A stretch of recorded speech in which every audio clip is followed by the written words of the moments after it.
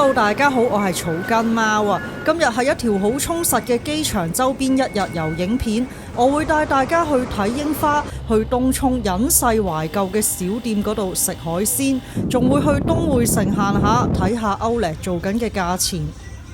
第一站我哋去睇櫻花，我哋喺東涌站出。我拍攝嗰陣呢，就係上個星期啦，即係3月頭。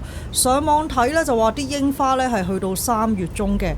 沿路呢，就已經見到有好靚嘅洋紫荊花，遠處睇呢，我差啲以為呢啲都係櫻花，忍唔住呢都要喺度停低同啲洋紫荊花打下卡。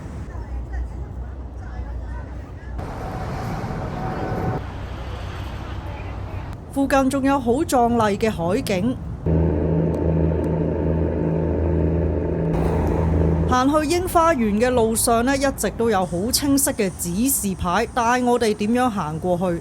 感覺從地鐵站行過去櫻花園呢，起碼都要半個鐘啊，都幾隔涉。今次呢個櫻花園呢，就係機管局搞嘅，咁上機管局嘅網站仲可以睇到櫻花嘅狀態，咁顯示呢，就係盛開。經過9曲13彎，終於都嚟到櫻花園啦。咦，等陣先，點解全部櫻花都係綠色嘅？咁辛苦行到過嚟，居然冇櫻花睇啊！其實如果冇櫻花嘅話，沿路嘅指示牌應該要收埋，又或者喺網站嗰度提醒大家櫻花期已經完咗。咁辛苦行入嚟，居然見到綠油油一片，真係有啲失望啊！睇嚟如果我要睇櫻花嘅話，要搭飛機去第二度睇啦。不過搭飛機去外國睇櫻花我又怕凍，我都係中意陽光與海灘嘅地方。專營東南亞航線嘅 AirAsia 最近全線機票做8折啊，最平56蚊起，假期都可以出發。以為買座位同朋友坐好貴，點知今次都有8折揀位坐，抵上加抵，一定要同大家分享下。連續15年榮獲 Skytrax 世界最佳低成本航空公司嘅 AirAsia 經營超過130條航線，可以俾大家近至沙巴巴里嘆陽光與海灘，遠至非洲嘅肯亞睇動物大遷徙。從香港、澳門出發嘅航線包括吉隆坡、沙巴、雅加達、馬尼拉、曼谷、巴里，最快2個幾3個鐘就可以去到呢啲目的地，而且呢啲地方嘅物價低，去到當地消費真係可以盡情食盡情買。去遠啲偏啲嘅地方 AirAsia 咧都有轉機嘅航線俾大家選擇，例如去馬爾代夫、澳洲珀斯、馬來西亞古晉等等，咁價錢咧都係1000幾蚊左右。值得一提就係深圳、廣州同埋澳門呢幾個機場都有 AirAsia 嘅航班，俾大家可以更輕易規劃一個豐富又彈性嘅旅程。即日起去到3月16日，香港、澳門、深圳同埋廣州出發嘅航線全線8折啊！仲有8折揀位坐，黐實你個 friend 排坐，book定嚟緊復活節出發啦！喺 AirAsia 嘅官網直接預訂機票嘅價錢呢係最抵嘅，而且簡單直接，呢個限時優惠真係好吸引啊！機票手快有，手慢冇，大家快啲上官網訂啦！好啦，我哋唯有早啲出發去東薈城嗰度行街街。雖然我拍攝嗰日呢就係平日嘅下晝啦，但係估唔到呢東薈城都好旺下，好多遊客啊！帶大家睇下呢嗰啲鋪頭賣緊咩價錢啦。首先同大家睇下 Adidas 指定嘅冬天衫3件半價，減價貨品3件就額外6折，2件呢就額外7折。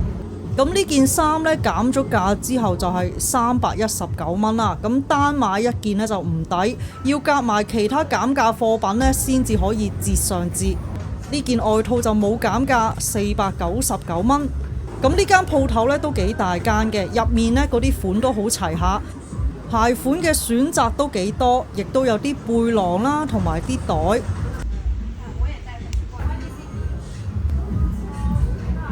跟住就睇下 Nike 啦，呢度呢就超多斷碼鞋，同樣地都係買多啲先至有得平。折實之後滿488蚊呢就享有8折，買滿788蚊就有7折，買滿1388蚊呢就有55折。之後望下 Timberland 啦，買衫嘅話呢就係2件有6折。羽絨一件就599。呢對鞋呢，折咗之後就係500幾蚊啦，單買一件都有折，都幾平。而呢度嘅鞋呢，就要買3件呢先至有半價，睇嚟呢，要夾埋啲朋友一齊買。我哋又睇下 Columbia 啦，呢對減到超誇張啊！原價1599，而家呢就係199蚊。呢一對鞋原價就係1499蚊，最平800蚊一對。原價1199蚊，最平640蚊。外套折咗之後呢，就係450蚊。水樽呢就冇折，一個呢就126蚊。另一個好熱門嘅運動品牌 Puma， 3件額外7折，4件呢就半價。同樣地呢，都有好多鞋款。呢幾款鞋呢，就係2對賣599， 3對呢就799。睇完運動品牌，我哋就望下賣帽嘅專門店。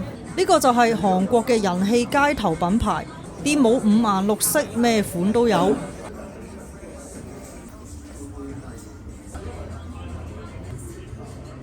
除咗帽之外啦，亦都有啲鞋啦，同埋有啲袋嘅。我哋睇下賣鞋嘅專門店。窿窿鞋折完之後300幾蚊一對，有唔同嘅顏色，亦都有啲款呢係加咗小裝飾嘅。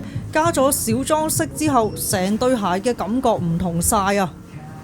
喺東匯城地下有好大間嘅 Casetify， 專賣 iPhone 殼都可以賣到咁成功，真係好犀利啦！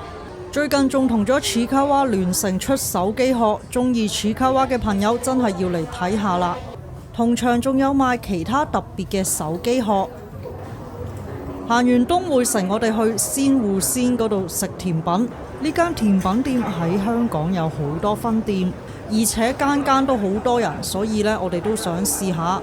睇餐牌有好多選擇，有一碗碗嘅甜品，亦都有手調飲品。我哋就叫咗一杯古味紅茶，同埋佢哋嘅招牌仙草沙冰。招牌仙草沙冰大大碗，餡料都幾豐富，有一盒奶自己後加，揾匙羹滗一滗就見到真材實料，非常吸引。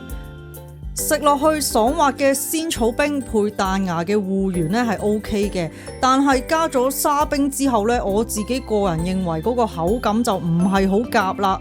可能純粹咧係唔啱我個人嘅口味啊！有啲人咧可能覺得呢啲叫口感豐富，所以味道呢家嘢真係十分主觀。飲品就係好傳統嘅台式口味啦，咁我覺得咧係 OK 嘅。食完甜品，我哋出發去好隱世嘅東涌舊碼頭嗰度食海鮮。大家喺日東村嗰度行過去呢，大概15分鐘就到噶啦。如果大家喺地圖揾嘅話呢，可以打馬灣涌呢個地方嘅。呢個碼頭可以講話係與世隔絕，人煙罕至啊，同啱啱人山人海嘅東匯城真係兩個世界。呢度好寧靜，好舒服，好似身處喺外國嘅湖邊一樣。碼頭岸邊呢，有一間好懷舊嘅海鮮酒家，呢間酒家名叫華都海鮮酒家。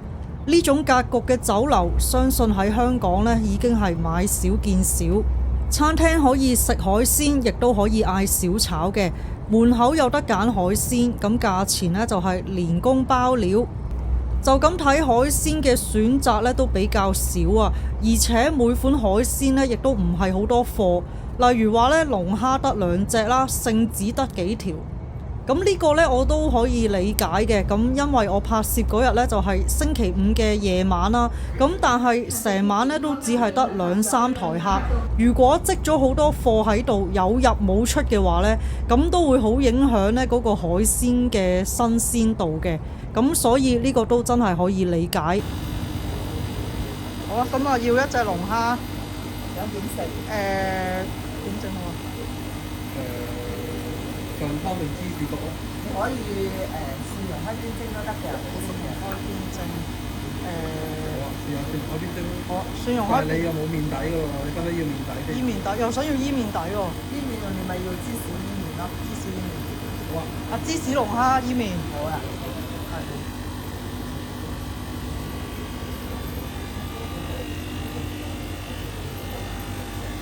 呢呢個鮑魚要2隻啊。想點食？有咩推介？椒鹽或者薑葱果皮蒸都得。果皮好唔好啊？果皮蒸啊，唔該。果皮好啊，2隻。即係呢啲價錢咧就係包晒連工鮑魚嘅，包晒。OK。如果外來海鮮咧，外來海鮮加工你係點樣收費？外來我哋好少嘅。哦，即係要喺度買。基本上喺度買。OK，好啊，唔該晒。揀完海鮮啦，同大家睇下個環境。門口咧就有啲露天座位，咁室內嘅座位咧就係非常之懷舊啊，好有 feel， 好似70-80年代嘅冰室。原來呢間酒家咧都有唔少明星幫襯過嘅，例如吳孟達啊、周潤發、石修同埋夏雨。呢個就係餐廳嘅餐牌，小炒類嘅菜式都好多啊，價錢同出面嘅大排檔差唔多。平均咧就係80至到100蚊左右一碟。最後咧我哋就加多一份咕嚕肉同埋一份嘅炒菜。等咗15分鐘左右，所有食物上齊晒，有我最中意嘅支裝可樂啊！首先同大家介紹嘅就係芝士龍蝦伊麵底，隻龍蝦大概1斤半多啲啦，整完出嚟真係超大份啊！我諗呢度起碼4個人食都得。食物好夠熱，見到咧係不斷出煙嘅。個芝士汁唔算太結，亦都唔算太稀，調得適當。龍蝦咧亦都係啖啖肉啦，咁啲肉都幾大嚿，肉質係彈牙嘅。芝士嘅味道不過不失，唔會太濃味，蓋過咗龍蝦嘅鮮味。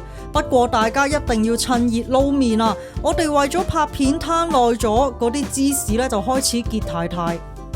麵條咧就算滑嘅，咁整體而言我覺得就正正常常，冇乜驚喜，但係亦都冇令人失望。跟住就係果皮蒸鮑魚啦，雖然話果皮蒸啦，但係我唔係好食到果皮嘅味道，同清蒸差不多，口感就正正常常，有鮑魚應有嘅彈牙。下一碟介紹嘅呢就係咕嚕肉啦，呢份咕嚕肉我覺得整得好好食，喺酸酸甜甜之間拎到一個好好嘅平衡，調味係做得幾好嘅，啲肉外脆內軟，相當唔錯。最後就係炒菜啦，記得上次我去鯉魚門叫咗一份炒菜呢係要100幾蚊啊，引起觀眾嘅嘩然。相比之下，今次嘅價錢就合理好多啦，68蚊一份。咁都炒得幾有鑊氣嘅，好有大排檔嘅風味。最後埋單人均呢就係462蚊，咁整體個體驗呢都係不過不失啦，比上不足，比下有餘，為今日東涌之旅畫上一個完美嘅句號。咁今日嘅影片都差唔多啦，如果中意我嘅影片，記得訂閱同埋分享俾身邊嘅朋友。我哋下條片再見。